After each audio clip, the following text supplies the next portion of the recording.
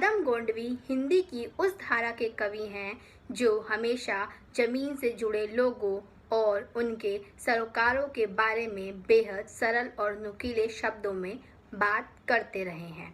राजनीति, लोकतंत्र और व्यवस्था पर करारा प्रहार करती अदम गोंडवी की गजलें जनमानस की आवाज़ हैं।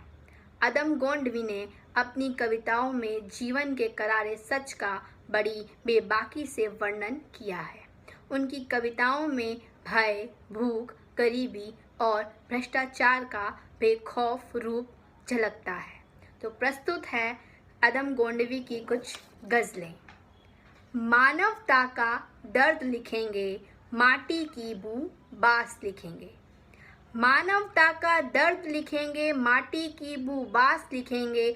हम अपने इस कालखंड का एक नया इतिहास लिखेंगे।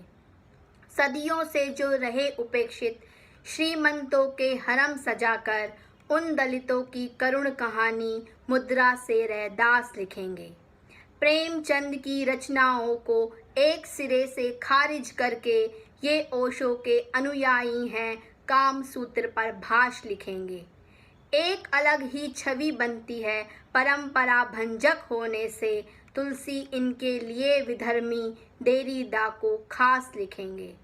इनके कुत्सित संबंधों से पाठक को क्या लेना देना, इनके कुत्सित संबंधों से पाठक को क्या लेना देना, लेकिन ये तो अड़े हैं जिद पर, अपना भोग विलास लिखेंगे। मानवता का दर्द लिखेंगे, माटी की बू बास लिखेंगे। अगली कविता। विकट बाढ़ की करुण कहानी, नदियों का संन्यास लिखा है। विकट बाढ़ की करुण कहानी, नदियों का संन्यास लिखा है। बूढ़े बरगद के वलकल पर सदियों का इतिहास लिखा है।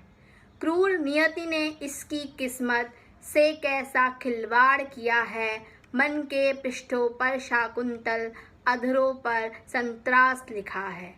छाया मंदिर महकती रहती, गोया तुलसी की चौपाई, लेकिन स्वप्निल स्मृतियों में सीता का वनवास लिखा है। नागफनी जो उगा रहे हैं गमलों में गुलाब के बदले, शाखों पर उस शापित पीढ़ी का खंडित विश्वास लिखा है।